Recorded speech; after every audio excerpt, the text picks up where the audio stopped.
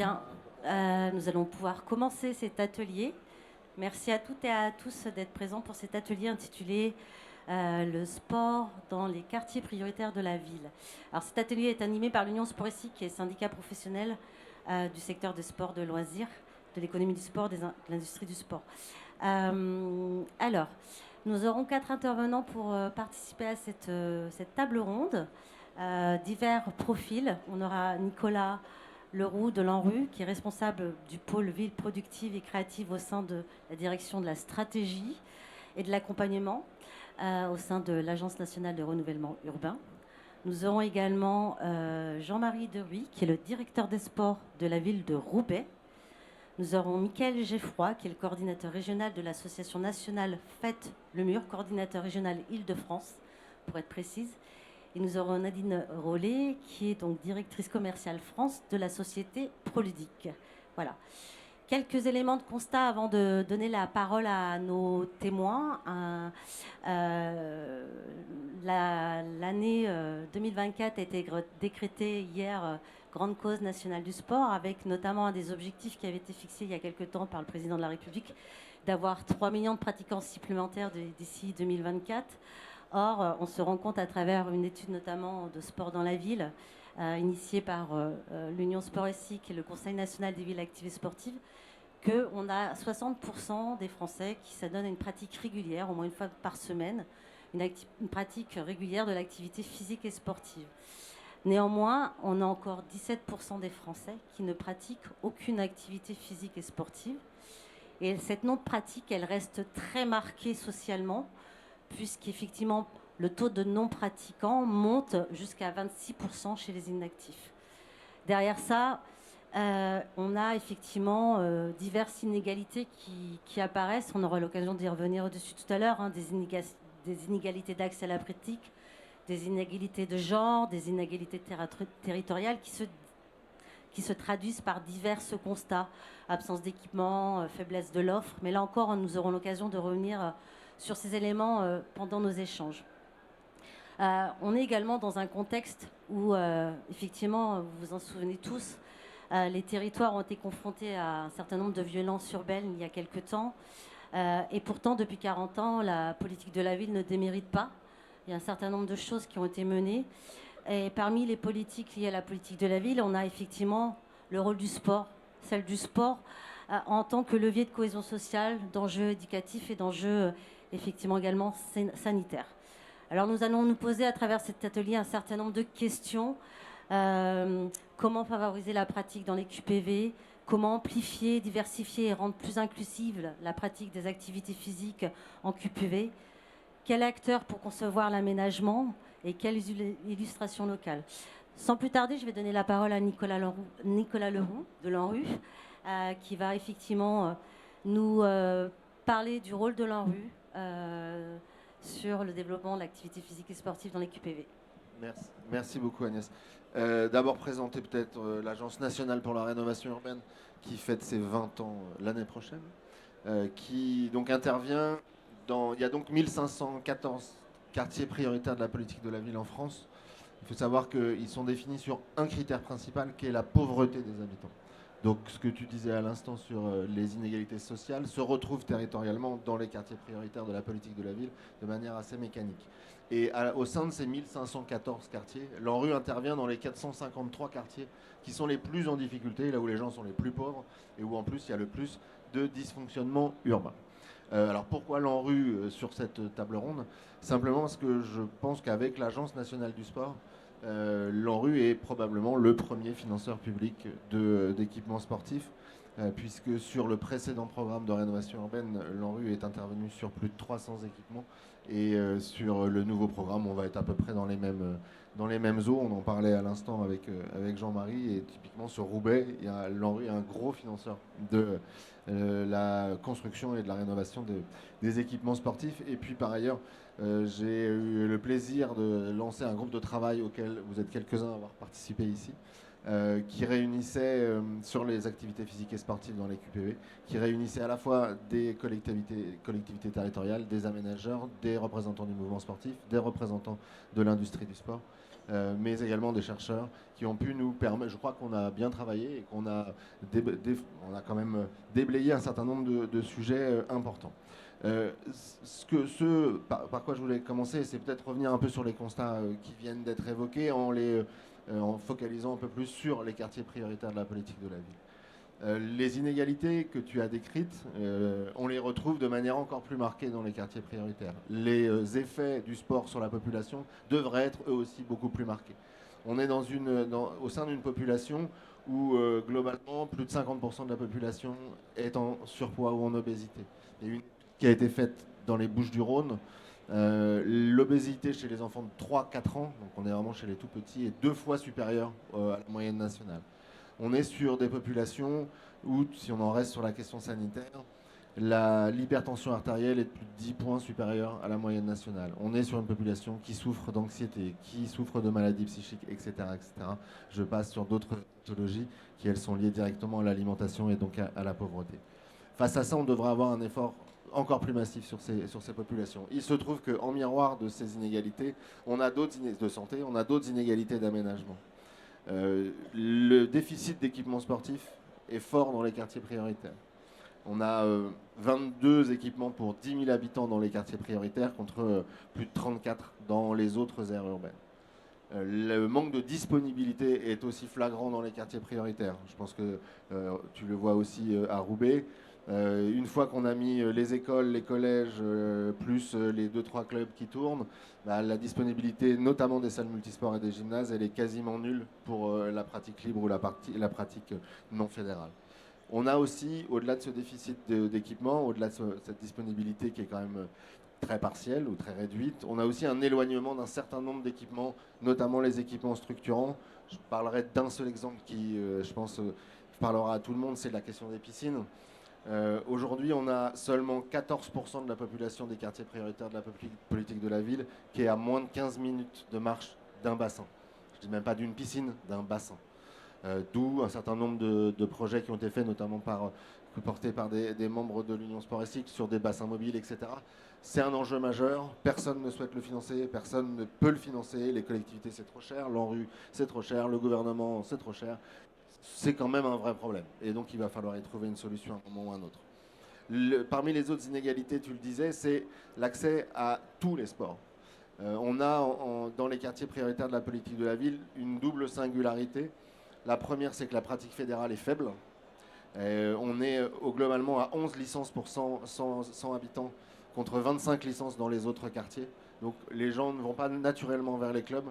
Et parmi la pratique fédérale, un décalage fort entre les sports. Le football dans les QPV représente près de 30% des licences, là où ailleurs, il représente moins de 15%. Donc on a une surpondération du football par rapport aux autres pratiques. Et plus largement, on a encore du mal, ça vient doucement, et je sais que les collectivités vont vraiment dans ce sens-là, mais on a du mal à s'affranchir des clichés qu'on voit sur la banlieue ou sur les QPV, à savoir on fait du basket, on fait du foot, on fait du street workout, ou on fait du pump track, mais finalement on fait pas autre chose. En réalité, on fait parfois un peu autre chose. On parlait à l'instant avec Michael du tennis dans les QPV, avec Jean-Marie aussi. Ça reste très marginal et on a du mal à s'affranchir de cette inégalité-là. Et puis, après, là, ça va me faire le lien avec le passer la parole à mes voisins, mais on est dans des communes qui, au-delà du fait que la population soit pauvre, les communes sont structurellement pauvres. Elles ont moins de moyens que les autres, et donc la maintenance, la gestion des équipements, l'animation, etc., tout ça est plus compliqué. Et donc là aussi, et on faisait le constat collectivement, il y a beaucoup d'argent qui est mis sur les équipements sportifs, en tout cas il y en a plus qu'avant. Il y en a de moins en moins pour les associations. Il y en a de plus en plus pour les clubs, mais il y en a de moins en moins pour les animateurs et les médiateurs. Donc il y a un équilibre à trouver. On est en année mobilisation nationale et c'est formidable. Les JO vont arriver. Après, les JO vont s'arrêter. Il faut quand même garder ça en tête. Et l'héritage, il faudra le traiter aussi, pas seulement sur les équipements, mais aussi sur les politiques sportives. Et un des enjeux, à mon sens, et j'en finis par là, c'est rééquilibrer un petit peu cette partie investissement, fonctionnement, pour redonner du sens à ce qui fait l'âme du sport, c'est l'humain. Et remettre de l'humain, pas seulement des équipements. Bien. Merci Nicolas pour cette intervention. On parlait d'équipement, donc ça me permet de laisser la parole à Nadine Rollet de la société Proludique. Et l'idée, c'est de voir avec toi, Nadine, quel rôle peuvent avoir les aménageurs au-delà de la conception pure d'un équipement sportif. Notamment, je pense aux équipements sportifs en accès libre qui font effectivement, qui sont en pleine... qui ont un succès, on le voit avec notamment à l'instar du plan 5000 équipements sportifs de proximité, le rôle que peuvent avoir les sociétés comme la tienne, Proludique, en tant qu'aménageur. Bonjour, bonjour à toutes et bonjour à tous. Effectivement, double témoignage. Proludique, en fait, nous sommes un industriel et notre métier, c'est d'accompagner les villes sur l'aménagement de l'espace public. Et aujourd'hui, l'aménagement de l'espace public, on l'a vu hier avec le discours de Madame la ministre des Sports, c'est vraiment inviter toute la population à se mettre en mouvement et à bouger. Et aujourd'hui, dans les quartiers, comme on vient de le dire, les quartiers un peu défavorisés, c'est pas évident. On parle de mixité, c'est une mixité sociale, mais c'est aussi une mixité au regard comment on va pouvoir mettre en mouvement ensemble des jeunes filles, des jeunes garçons. Et la tâche est assez difficile. Donc en fait, moi, le témoignage que je voudrais faire, je voudrais qu'il s'oriente en fait sur deux axes. Le premier qui va s'inscrire d'abord aux politiques, parce qu'on peut avoir effectivement, grâce à l'ANRU, des vrais projets de rénovation urbaine, avec des projets d'aménagement global, en tout cas des espaces, et quelle vie on va pouvoir apporter à l'extérieur des habitats. Et en fait, on se rend compte qu'on peut avoir une vraie volonté politique, mais il y a, on va dire, quelque chose qui est assez souvent négligé, c'est le timing, le temps nécessaire quand on veut embarquer la population qui habite justement dans ces collectifs. Parce que finalement, un aménagement réussi dans un espace, dans un quartier, effectivement, vous l'avez dit, où il peut y avoir effectivement une pauvreté assez importante. Comment on va faire, en sorte que l'espace soit utilisé par l'ensemble des jeunes et de l'ensemble de la population du quartier et qu'il soit respecté dans le temps. En fait, si on veut qu'il soit respecté, c'est déjà de les embarquer avec les politiques, avec les associations, dans une réflexion globale. Qu'est-ce qu'ils veulent et comment on va pouvoir mettre un aménagement réussi dans ces espaces. Donc j'insiste sur cette notion de temps, qui n'est pas évidente, parce qu'en politique, on a parfois envie que les choses aillent très vite. Mais à partir du moment où on se met en concertation avec la population, avec les associations, avec les jeunes, eh bien, il faut avoir à l'esprit que ça prend du temps. Mais que ce temps, il est essentiel, en tout cas pour la pérennité des espaces et des équipements qui vont être installés dans la foulée. Et après, on parle de mixité. C'est difficile aussi de vouloir faire jouer des jeunes, des moins jeunes, des très jeunes, des publics qui sont parfois très, très éloignés. En tout cas, on se rend compte qu'à travers le sport, on arrive à fédérer et à embarquer beaucoup de la population et de cette jeunesse. Et entre autres, il y a quand même des fabuleuses associations. Et là aussi, pour illustration, sur Tours, un quartier qui s'appelle le quartier Sanitas, qui est un quartier, on va dire, assez dynamique, l'appelé comme ça. Les associations, elles font un travail de l'ombre qui est essentiel. Et si on n'embarque pas le travail de ces associations dans la réflexion de l'aménagement, que ce soit... peu importe, parce que finalement, soit une aire de jeu, une aire de street workout, peu importe, ces associations, elles font en sorte de travailler avec les habitants et les jeunes du quartier. Et c'est vraiment un des éléments clés de la réussite des aménagements qui vont suivre. Donc, moi, j'ai plus envie de faire en fait ce témoignage. Tout ce travail de l'ombre qui est fait, il est essentiel. Et on s'en rend compte en tant qu'aménageur, comment nous, on peut accompagner les politiques, mais surtout comment on peut accompagner aussi toutes ces associations et du coup embarquer les jeunes pour que derrière, ces équipements soient le plus, j'ai envie de dire, universels, parce qu'on parle beaucoup de mixité, le non-genré, il est là, mais il y a aussi tout ce côté universel, parce que c'est de faire jouer aussi d'une manière intergénérationnelle et de rassembler, parce que là aussi, tous les équipements de jeu ou de sport, on est sur une vraie dimension de lien social. Et je crois que dans ces quartiers, justement, c'est un des points les plus importants. Comment on peut remettre ce lien social à travers l'espace extérieur et entre autres à travers le jeu, puisque finalement, quoi de plus naturel que de jouer et de jouer tous ensemble. Donc, c'est prendre le temps de la réflexion de ces aménagements, parce que là aussi, hein, les personnes qui habitent ce quartier, ce sont les mieux placées pour savoir finalement, quand vous êtes sur un site assez important, où est-ce qu'on va implanter tel ou tel aménagement. On le sait, hein, on a des zones de deal, parfois dans des quartiers un peu complexes.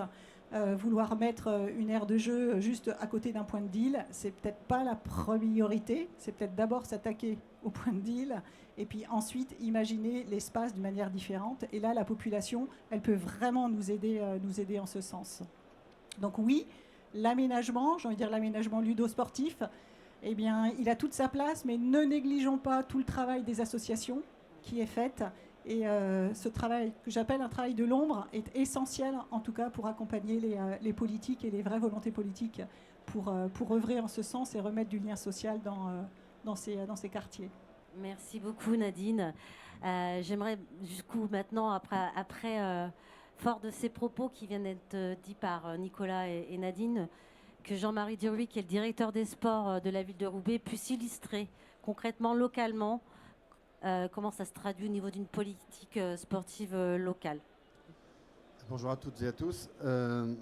Nicolas l'a dit, 22 équipements pour 10 000 habitants dans les quartiers QPV. Roubaix, c'est quasiment une ville en QPV, avec 19 équipements pour 10 000 habitants. Donc on est clairement territoire carencé et on doit faire preuve d'invention, d'initiative. On a un maire qui nous demande de voir grand, d'être ambitieux et d'aller très vite. Voir grand, être ambitieux, aller très vite, si on a une banque avec soi, c'est facile. Ce qui est loin d'être notre cas. Et du coup, on doit faire preuve d'agilité. Et du coup, le sport, on l'utilise comme un vecteur d'insertion, d'inclusion, de promotion, de bien-être, etc., etc. Vous connaissez tous nos priorités. Et Roubaix n'est pas la seule ville dans ce cas-là. Loin s'en faut.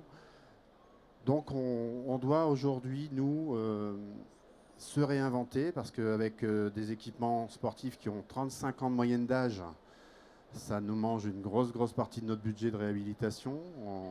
Malgré qu'on soit retenu en ANRU sur une partie de notre territoire, ça ne veut pas dire qu'on doit, que la caisse est ouverte et que c'est open bar. Donc on s'est tourné aujourd'hui, depuis quelques années, et à la faveur de la promotion des Jeux Olympiques, bien sûr, vers des équipements éphémères, d'une part, qui nous permettent de tester, d'innover, de se lancer des défis avec nos clubs, nos espaces, notre foncier non bâti ou libre, ou libéré provisoirement avec des terrains de 3-3 qu'on peut démonter, réinstaller au gré du fonctionnement et des besoins. Et de là, on part d'expérimentation. 2 terrains de 3-3 amovibles implantés dans 2 quartiers différents. Ça fait atterrir un préau avec 2 terrains définitifs à côté du club de basket qui a ouvert sa section fédérale de compétition en 3-3. On est carencé aussi dans l'enseignement de la natation avec notamment la pandémie qui nous a mis à l'arrêt. Du coup, le savoir nager, on a installé un bassin d'apprentissage qu'on a planté au cœur des quartiers. Ça nous a permis de faire passer sur 3 mois durant l'été dernier 400 personnes. On aurait tendance à dire enfants, mais on a surtout aussi permis à des adultes qui n'avaient pas eu l'occasion d'apprendre à nager, notamment les grands-parents qui veulent accompagner les petits-enfants au bord de mer en toute sécurité, qui ont pu se remettre dans un bassin sans qu'il y ait trop de promiscuité, parce que c'était un bassin spécifique. Il n'y a pas de ludique, on est là pour apprendre et on sort avec un vrai savoir. Donc aujourd'hui, on se challenge en permanence.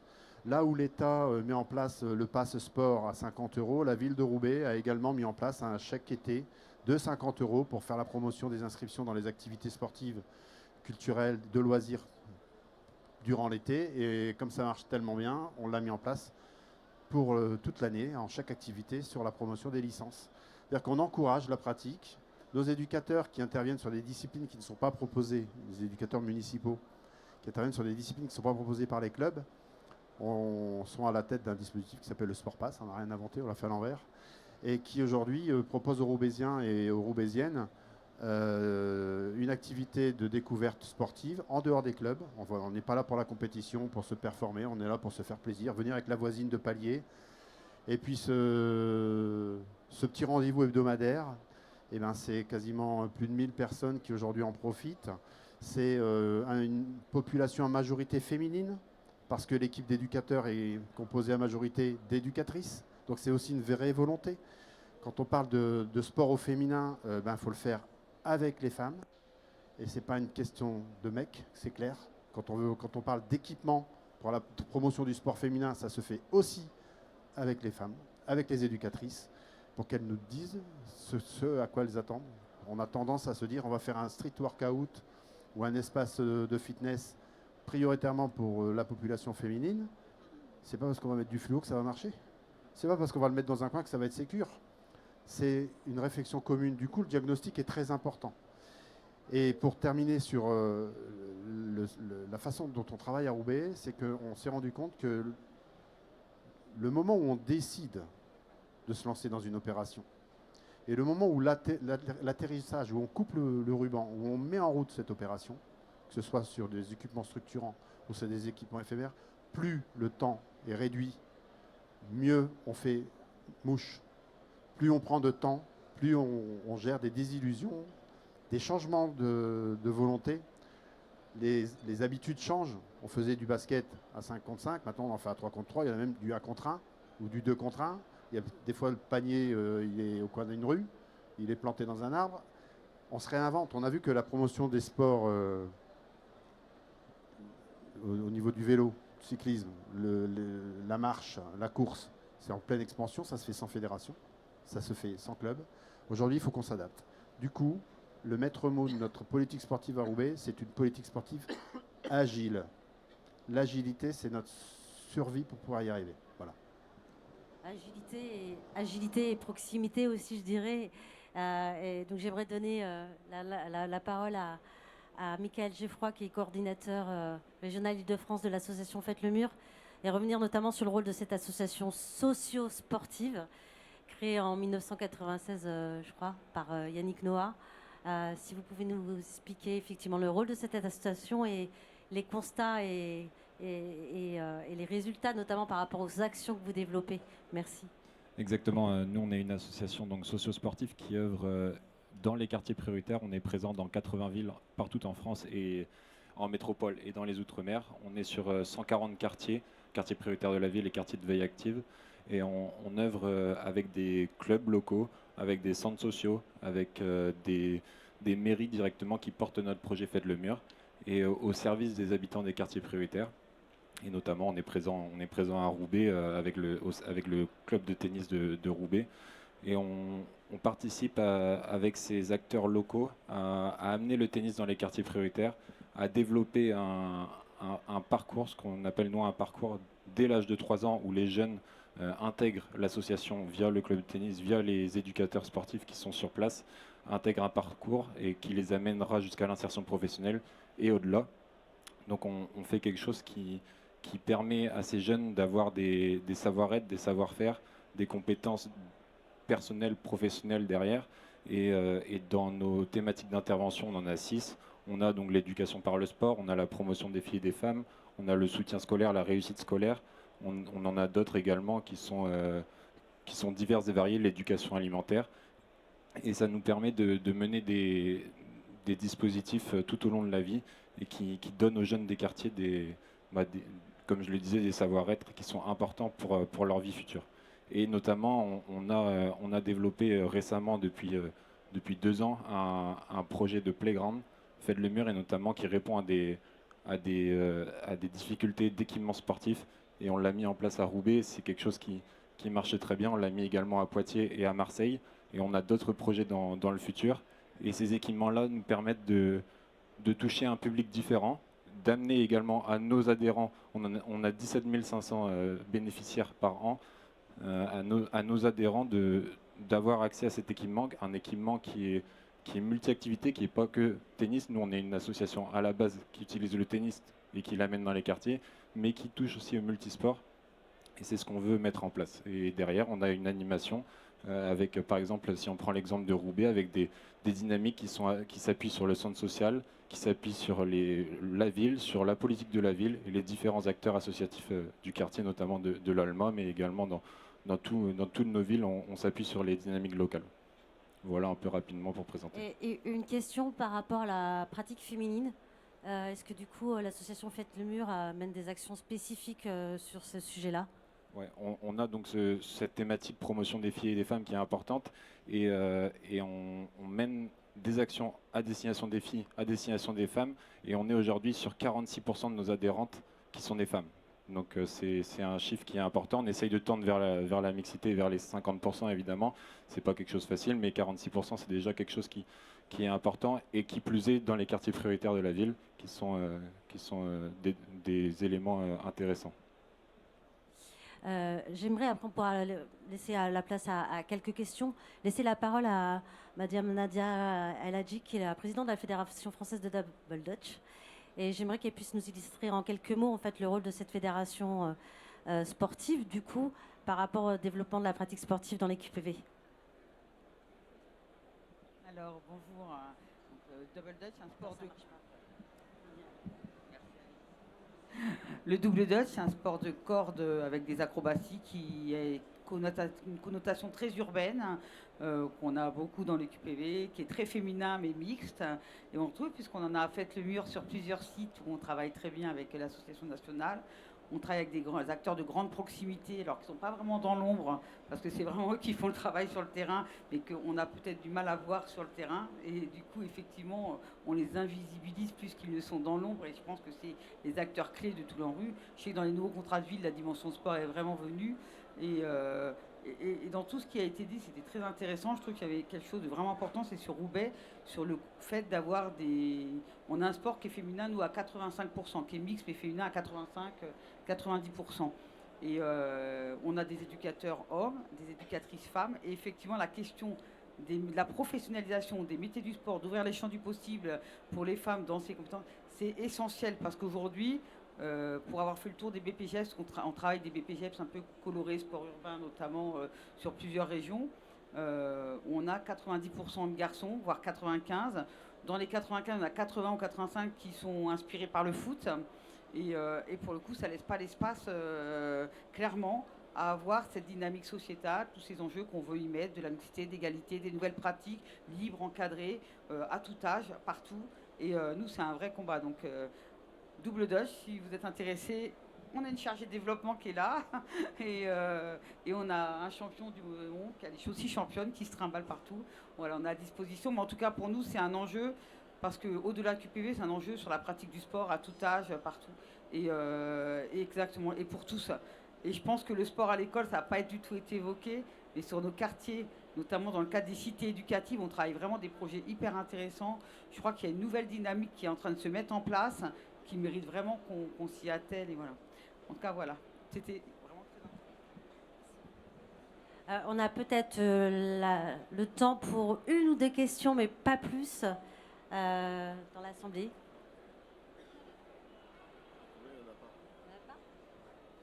Jamais dans ces moments-là. Pas de réaction. Il n'y a pas de question, j'ai de donner une réponse.